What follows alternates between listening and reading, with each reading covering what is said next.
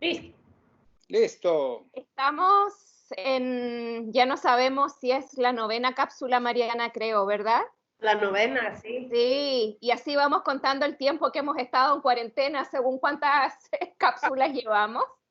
Ajá. Y estamos con un invitado muy especial, porque es un colega y amigo al que queremos muchísimo, que ya conocemos hace mucho tiempo, muchos años. Estamos con Cristian Herremann desde Ciudad de México, y Cristian es psicoterapeuta, es psicoanalista evolutivo, como él se designa. Yo no sé si eso nos contará después, si eso existe formalmente, Cristian, pero me pidió que lo presentara así. Es director de ENSO, autor también de la Triple Postura, que es un modelo de intervención psicosocial, y miembro de IAN y de la Red Iberoamericana de Apego. Y nos pidió que antes de partir con este video saludemos a su querido amigo y colega Mauricio Cortina, que está de cumpleaños hoy día. Así que le mandamos muchísimos saludos a Cristian, al amigo de Cristian, Mauricio Cortina, el colega nuestro también, desde Chile y desde México. Felicidades, Mauricio. ¡Feliz cumpleaños! Muchos saludos, que disfrutes mucho tu cumpleaños, Mauricio. Y estábamos, como ya es costumbre, riéndonos con Cristian antes de esta grabación, y les vamos a contar por qué, porque estábamos esperando a Cristian en Skype con Mariana, pero Cristian se designa como neandertal tecnológico, y eso quiere decir que Cristian no es nada bueno con la tecnología, ¿sí? Entonces nos demoramos un poco porque tenía algunos problemas con su cuenta y clave de Skype, ¿sí? Así es. Y a propósito de eso nos reíamos porque Cristian decía que a pesar de sus dificultades con la tecnología, los neandertales han sobrevivido a lo largo del tiempo, ¿sí? Y la pregunta es, bueno, ¿qué es lo que ha permitido que sobrevivan y que la especie evolucione? Esa es una pregunta.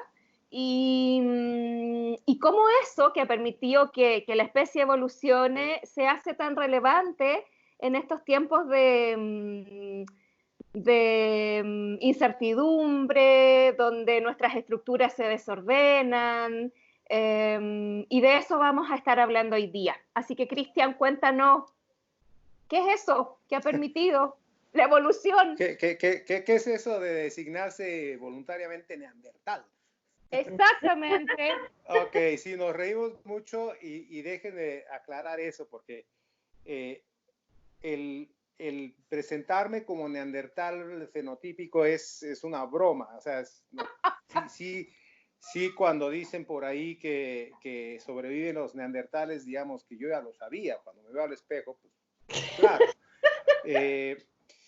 Pero formalmente es debate. No estoy diciendo que verme a mí sea la prueba, pero se dice que tenemos entre 4 y 6% de genética de neandertal y que probablemente hubo más entrecruzamiento del que antes se consideraba, ¿no? El cariño que le tengo a los neandertales viene por mi pasión por la prehistoria, y esto tiene que ver con el enfoque evolutivo que tengo en psicoanálisis. Al designarme psicoanalista evolutivo, quiere decir que tengo como metateoría la evolución, el sistema de los distintos sistemas de selección, no nada más el genético, sino los distintos sistemas de selección y de evolución que están ahorita en boga y que pues están colindando con los sistemas y con la complejidad. Entonces, ese es el marco, por eso me designo como psicoanalista evolutivo. Hablábamos del saludo que le mandamos a Mauricio Cortina, y con él he platicado muchísimo de la importancia que tiene esta visión, porque a la teoría del apego generalmente se le asocia exclusivamente con la crianza, y no voy a quitarle relevancia a la crianza como la marmita en la que se cocina la genética con la cultura. Eso es indiscutible. Pero también podemos aprender muchísimo si vemos otra perspectiva evolutiva en términos de las razones últimas de los rasgos que han sido seleccionados en el ser humano. ¿Ok?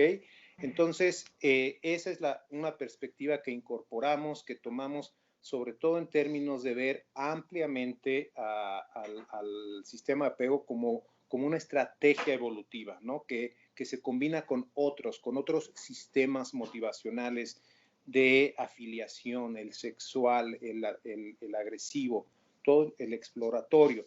Todos estos tienen mucho sentido verlo en términos evolutivos, o sea, en amplio espectro, para desde ahí tomarlo con la especificidad de los casos clínicos. Entonces, ese es el juego que tenemos en términos de psicoanálisis evolutivo, esta metateoría en la que ubico al psicoanálisis.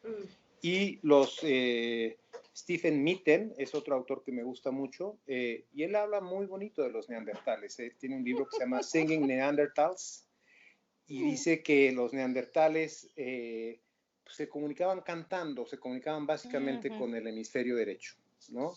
Cosa que los psicólogos y los psicoterapeutas tenemos esa escucha, ¿no? Desde como dice Alan Shore, desde el hemisferio derecho escuchamos a nuestros pacientes, los recibimos, los cachamos, organizamos, para solo después empezar un trabajo más lineal y analítico propiamente del hemisferio izquierdo.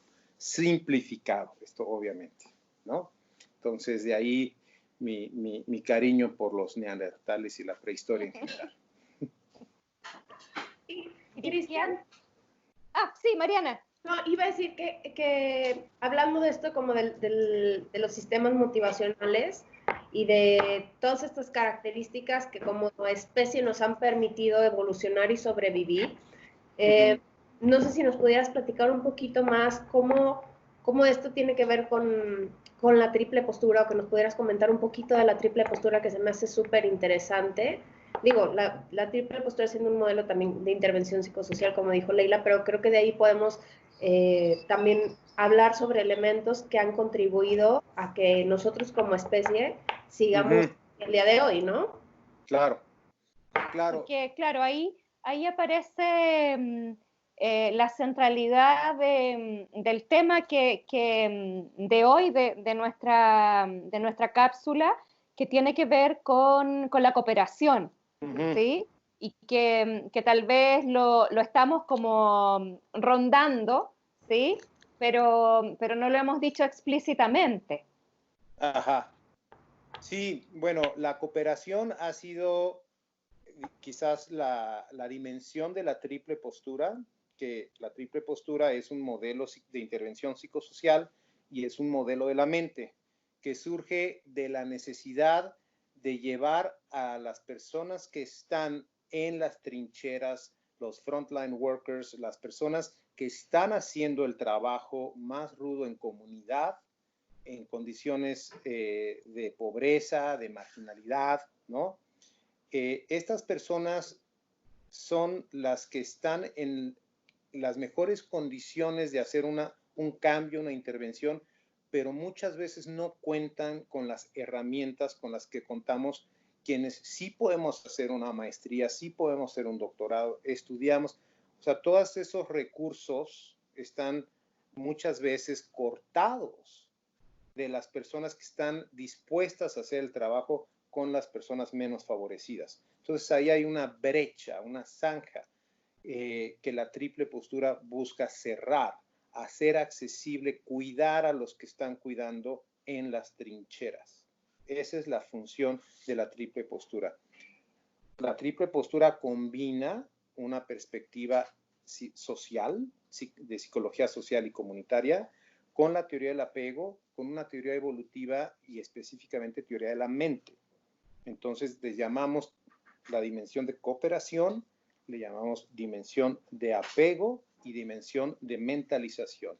que corresponden a grandes rasgos con la división de MacLean de un cerebro que funciona en un registro más de acción, de movimiento implícito, no reflexivo.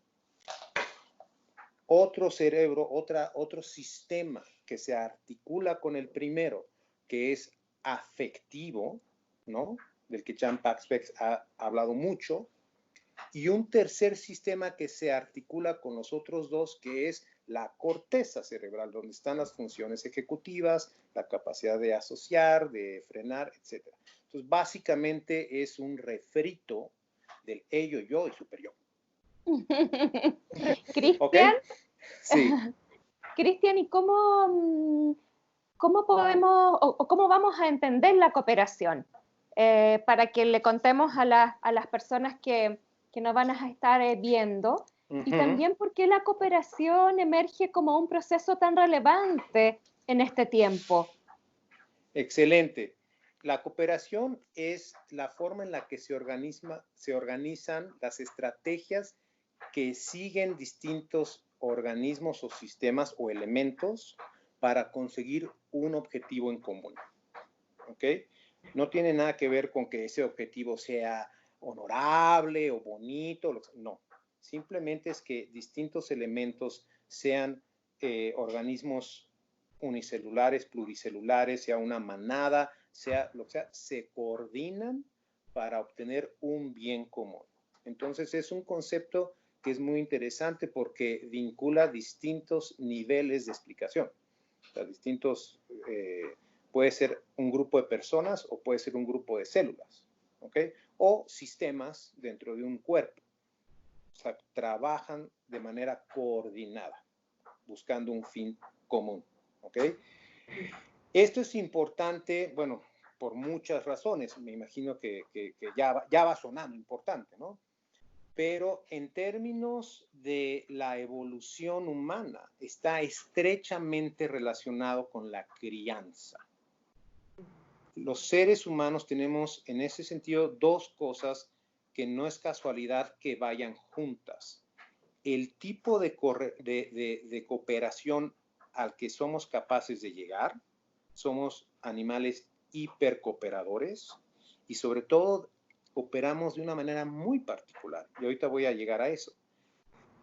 Y creemos que esa cooperación tuvo su origen en la crianza, en una estrategia de compartir a nuestros críos, de hacer algo que se llama aloparentalidad. Es decir, somos primates que compartimos a nuestras crías, ¿ok?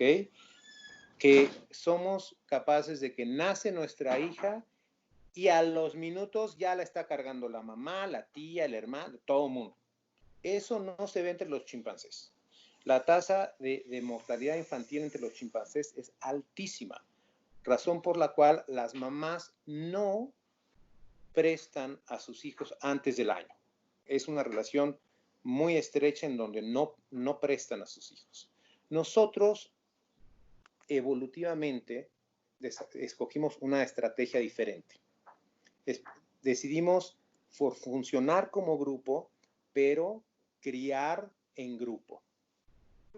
Y esto, estoy simplificando la historia porque tiene muchos detalles, pero esto favoreció algo muy particular. Esto dio lugar a un incremento en la teoría de la mente. ¿Ok? Esto dio lugar a que tanto cuidadores como bebés tuvieran que desarrollar mayor sensibilidad de los estados mentales del otro, ¿no? Desde muy temprano. Empezar a notar qué quiere el bebé. Este cuidador me va a ayudar o no. Desarrollar esa sensibilidad o esa subjetividad de quién es el otro. Y es compartir esa subjetividad, es lo que Michael Tomasello considera crítico para algo que se llama intención conjunta. ¿Ok? Necesitas poder poner atención en la representación de la mente del otro, no nada más en lo que se ve del otro, sino en lo que no se ve del otro. compartir algo que es intangible, que es la intención de alguien más. ¿Ok? Y eso es la clave del tipo de cooperación que tenemos los seres humanos, porque buscamos objetos o metas conjuntas que no necesariamente están. ¿Ok? Y es bien interesante que saques esto de Tomasello porque, bueno, creo que valdría la pena iniciar un poquito más en los experimentos de Tomasello para quienes no lo conocen, pero es muy interesante ver cómo en los experimentos que él hace se ve cómo la tendencia del ser humano a cooperar de alguna innata, ¿no? O sea, se ve los... Es innata, así es. Son Súper. bellísimos. Tomasello es uno de mis héroes, lo confieso, y si me está escuchando, que no creo, pero te admiro mucho, Mike. Pero los videos son muy bonitos porque no es romantizar el hecho de que somos altruistas, también somos egoístas por naturaleza, pero también somos altruistas. Están las dos. El debate altruismo-egoísmo es muy interesante porque no están siempre y por definición peleados. Por supuesto, en muchas condiciones no son compatibles lo que es bueno para mí y lo que es bueno para los demás. Pero pasar de eso a asumir automáticamente que mi bienestar es a costa del otro, eso ya no. Y es una de las premisas de la triple postura, de cómo trabajamos con la triple postura desde la dimensión de la cooperación. Uno de los indicadores de que estamos trabajando desde la triple postura, promoviendo la cooperación, es qué tanto tenemos presente los juegos no suma cero. Muchos pacientes, muchas personas con las que trabajamos, reconocen, descubren a la hora que estamos hablando con ellos que el beneficio de alguien, de algún miembro de la familia, no automáticamente es en prejuicio mío. O sea, que no es que si le va bien a la mamá es a costa del papá. No. Si le va bien a la mamá, ¿qué crees? Te va también bien a ti. Nos va bien a todos.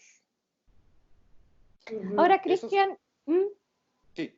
Disculpa que te interrumpa, yo estaba pensando que en este tiempo, dado todo lo que está pasando, es como que necesitáramos muchísimo esto de poder tener metas conjuntas, poder entrar en esa sintonía comunitaria, familiar, de tener metas conjuntas y que la meta conjunta sería cuidarnos. No solo porque me estoy cuidando a mí, sino porque también estoy cuidando a otros que yo no conozco. ¿Sí? Pero también pasa cuando vemos las noticias que no es tan fácil, ¿sí? Que es como que hubieran de alguna manera dos impulsos, por decirlo de alguna manera, hacia el cuidado, hacia la cooperación, pero también como que a ratos lo olvidáramos y estuviéramos muy centrados solo en nosotros mismos. Entonces estoy pensando cómo se explica eso en este tiempo en que tanto necesitamos la cooperación y también pensando en cómo fomentar o favorecer que podamos ir en esta línea de metas conjuntas. Sí, la situación que estamos viviendo ahorita es extraordinaria, dramática en la mayoría de los casos, pero también interesante y con potencial para conocernos de otra manera, para averiguar formas de relacionarnos diferentes y para de repente rehabilitar formas que estaban abandonadas y objetivos que estaban dejados de lado por seguir otros objetivos de manera bastante automática, ¿no? Entonces, hay dos ideas que me gustaría aquí desarrollar. Una que es difícil, lo que estás diciendo es difícil entre otras razones, porque la dimensión de cooperación en el modelo de la triple postura coincide con la parte más primitiva de la mente. ¿A qué me refiero? Porque podría ser como, si estabas hablando de que cooperamos intersubjetivamente y todo esto. Sí, pero también estamos hablando de la parte de la mente que funciona implícitamente a través de acciones, a través de lo no hablado, a través de lo que podemos hacer y lo que no podemos hacer. Y muchos de nosotros estamos sufriendo cambios dramáticos en nuestras acciones, en lo que no está hablado, en lo que podemos hacer, y además la cantidad de información y de incertidumbre que nos llega es bestial. Entonces, digamos que está siendo confrontada y sacudida la parte más primitiva de nuestra mente colectiva y de nuestra mente individual, al no poder hacer lo que normalmente hago. Esa parte reptiliana de mi mente está asustada, alarmada, buscando el orden. Los patrones que antes me daban estructura ya no están, los tiempos que antes me marcaba mi vida cotidiana cambiaron. Entonces, todo eso altera profundamente y desde lo implícito cómo funciona mi mente. Esto es algo que he estado platicando con los pacientes y con las mamás y los papás, porque para podérselo explicar a un niño, primero hay que reconocerlo. O sea, hay un paso previo que a veces se brinca la gente, que es tratar de calmar a alguien de algo que todavía no ha sido explicitado, ¿no? Y primero hay que explicitarlo, primero hay que darle como forma, como primero está la ontología, el que hay algo, y luego se historiza, ¿no? Porque si quieres historizar algo que todavía no existe, es más complicado, ¿no? Entonces, esto es muy importante de cómo la estructura se ve sacudida. Y por eso, la dimensión de cooperación, con lo que decía Leila, de poner orden en las acciones es tan estructurante.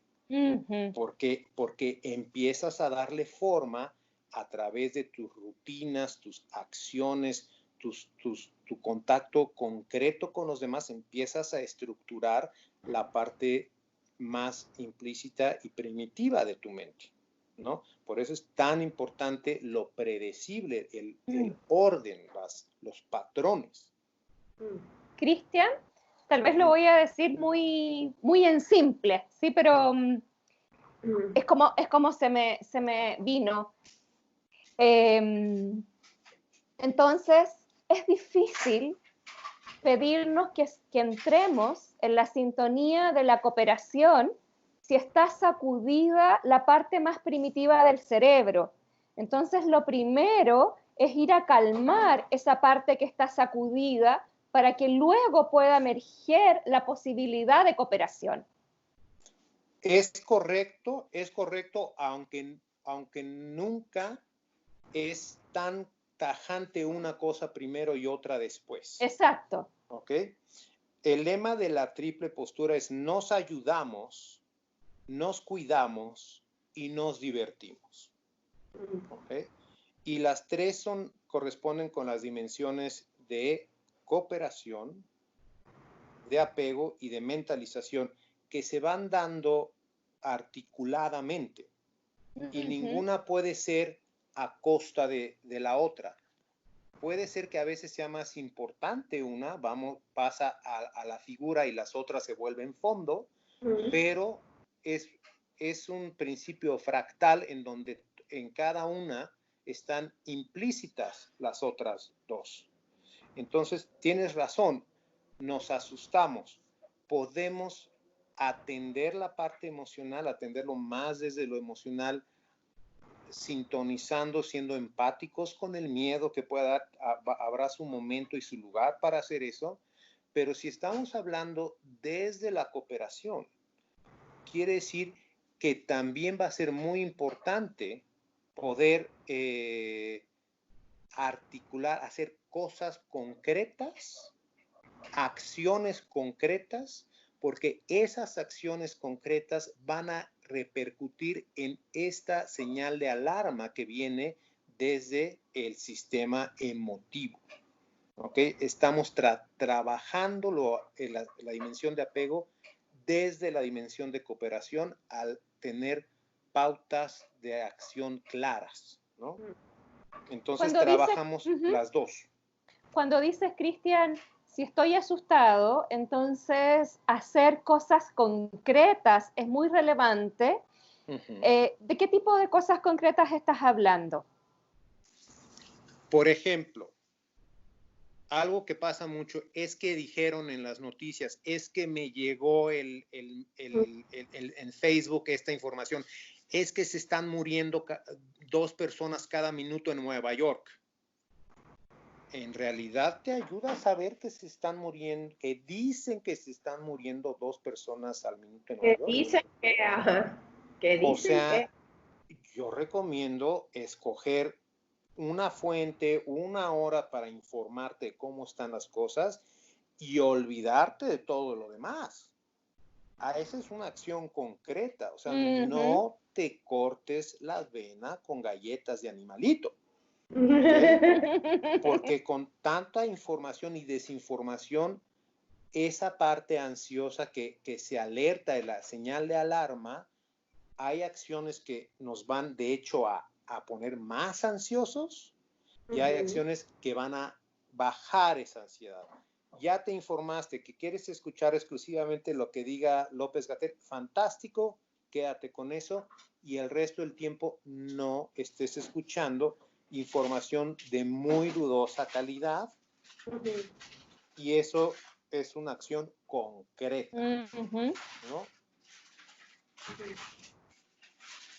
Y yo estaba pensando cómo funciona esto, o sea, porque el cerebro normalmente cuando hay una amenaza, ¿no? Reaccionamos como desde lo más primitivo de huida, lucha o congelamiento. Pero también la cooperación es algo primitivo, digamos, innato. Entonces, yo quisiera saber como si hay ahí una lucha entre tengo que sobrevivir yo por encima de los demás, pero también si no coopero con los demás no sobrevivo yo, ¿no? Como pensando que decías, Leila, de estas conductas como polarizadas entre, pues sí, me preocupo por seguir las medidas para cuidarme a mí, cuidar a los demás, y los que están un poco más en el plano de, pues, no, yo decido hacer otra cosa porque lo veo de manera diferente o porque yo veo más por mi beneficio, no sé, o sea, quisiera saber si se afecta también la cooperación ante una amenaza real o percibida en la que entre en funcionamiento la parte más reptiliana del cerebro, ¿no? Tienes toda la razón del mundo. O sea, cuando decimos que nos ayudamos, nos cuidamos y nos divertimos, ese es el lema y ese es el objetivo que queremos, que cada dimensión esté funcionando y actúen en sinergia, en concierto. ¿Okay? Pero tienes razón, cuando estamos asustados o enojados, la parte reflexiva no funciona muy bien y es más probable que las acciones que tomemos sean más bien disruptivas, ¿no? Hasta ahí todo eso es cierto. Afortunadamente, estas señales de alarma son, podemos decir, intermitentes, o sea, no todo el tiempo estamos en desconectados. O sea, también tenemos un pensamiento prospectivo, o sea, podemos imaginarnos, para bien o para mal, situaciones y tomamos acciones previas. Entonces, los protocolos, por ejemplo, son precisamente eso.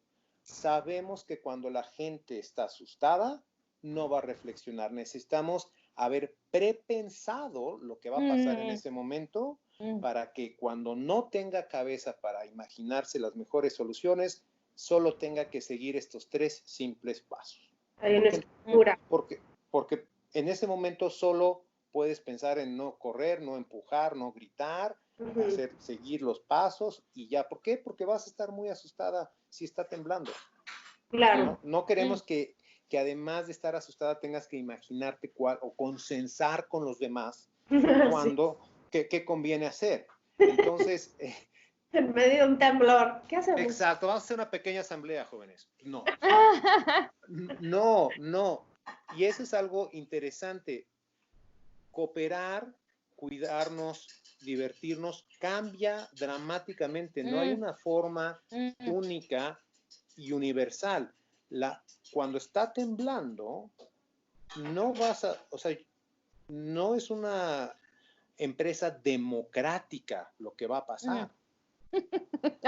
No, se hace porque se hace. Decía Bobby, cada que sea posible, sigue a tu hijo. Ahí está la parte de divertirse. Cada que sea necesario, toma el control. O sea, porque sería irresponsable seguir a tu hijo en una situación de emergencia. Sí. ¿No? Cristian, acá en Chile, ayer se decretó alerta, o sea, cuarentena total en Santiago, ¿sí? O sea, eso significa que muchísimas comunas, las personas no van a poder salir, inicialmente por 7 días, pero se espera que sea más, ¿sí? Okay. Que es la medida más drástica que se ha tomado en este tiempo, porque los contagios aumentaron mucho, ¿ya? Ok, ajá. Y eso significa que ha aumentado muchísimo el estrés. Las personas están saliendo, porque parte mañana, están saliendo a hacer filas largas a los supermercados, porque aparece esta fantasía de que nos vamos a quedar sin comida y muchas otras cosas más, ¿ya? Sí. Entonces, en este tiempo probablemente, y yo me imagino que también pasa ya, las familias también, los sistemas familiares están en alto estrés, ¿sí? Ajá. Entonces, a propósito de lo que tú estabas diciendo, como yo pensaba en la importancia de que cuando está activado la parte más superior del cerebro, nos anticipemos a tener ciertos, comillas, protocolos vinculares, ¿sí? Absolutamente. Cuando yo me coloque de tal manera, tú recuérdame esa palabra que tú y yo sabemos que me saca o me lleva a otra parte. O cuando pase esto, vamos a hacer esto, ¿sí? Porque como tú bien dices, cuando estamos todos ahí en el estrés y con las partes más básicas del cerebro activado, no vamos a estar pensando en eso. Esto que es importantísimo y dramático, porque los índices de violencia doméstica reportados y no aceptados en México es dramático. Es dramático y es una de las controversias de estas medidas, ¿no? O sea, buscar la salud con respecto al virus. Pero ¿y las otras? Ajá, a costa.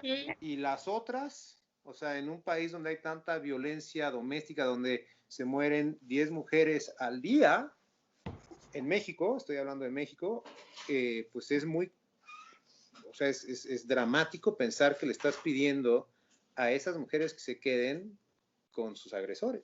A esas mujeres y esos niños, porque también... Y a esos niños. En el abuso físico, verbal y sexual infantil, también se está... Agárrate que ahí te voy. Refugio era la escuela, por ejemplo. Ahora están... Exacto, abusadores, exacto. ¿No? Pero esos casos son tan complicados que quizás, o sea, los estamos viendo y aquí es donde el tener medidas preventivas, ¿no? Protocolos de relación, ¿no? Saber que es bueno tener un tiempo en aislamiento, es decir, de la propia familia, coordinar, por ejemplo, que cada quien pueda tener media hora, 1 hora de descanso, de no hacer nada en una recámara del que está descansando, por ejemplo. Fundamental. ¿Cómo no va a hacer nada? Exactamente, no va a hacer nada. Eso es lo que va a hacer, nada. ¿No? O sea, va a dejar de verte la cara, va a dejar de escucharte que si ya levantaste tu plato, ¿no? ¿Ok? Claro. Eso es fundamental, eso es fundamental. Como es fundamental, perdón, que se me está acabando la batería y me tengo que conectar. Sí, y ya sea, Hacemos una nosotros pausita. nosotros estamos totalmente pasadas del tiempo que nos pasa siempre, y yo estoy pensando que vamos a tener que hacer una parte 2, Cristian. Sí, Ok, sí, miren. parte 2. Vamos a tener que cerrar porque el tiempo ya se nos extendió, pero podríamos fue seguir como mucho agua, más. sí. Sí, Sí, hay que pero hacer. Sí. nos vamos a coordinar, Cristian, para que hagamos una parte 2. ¿Te Perfecto. parece? Claro que sí, claro que Para sí. cerrar, ¿qué te gustaría decir? Pues que es muy, muy importante ahorita tratar de armar un plan en familia con las personas que estamos guardadas para prevenir, anticiparnos a las situaciones que probablemente ya conocemos que son las que más generan conflictos, reconocerlos y crear protocolos.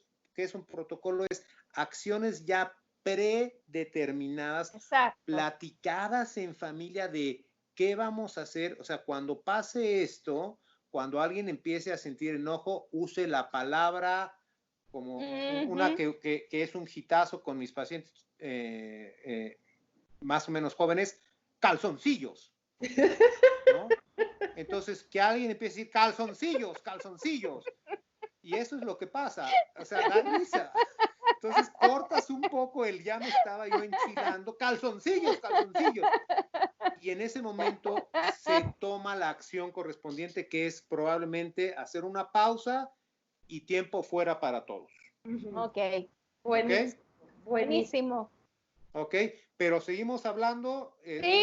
Otra cápsula. Yo encantado. De todas maneras. Les agradezco mucho. Saludos a todo mundo y acuérdense. Qué bueno vernos. Sí. Nos ayudamos, nos cuidamos y nos divertimos. Exactamente. ¿Ok? Chao. Un abrazo. Cristian, nos vemos pronto. Ustedes cuelgan porque yo no sé colgar esto. No, sí sé, claro que sí. Se los demuestro. Bye.